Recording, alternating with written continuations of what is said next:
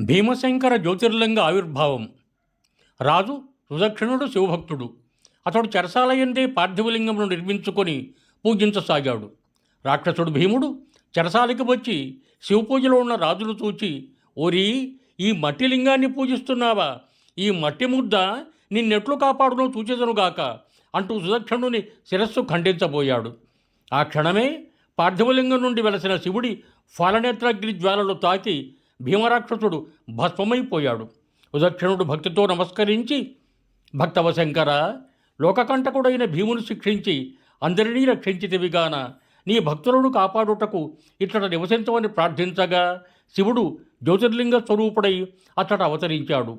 భీముని సంహరించిన వాడకుడ చేత భీమశంకరుడు అను పేర ఆ శిఖరాగ్రమున జ్యోతిర్లింగ రూపుడై విరాజిల్లుతున్నాడు. ఓం శాంతి శాంతి శాంతి.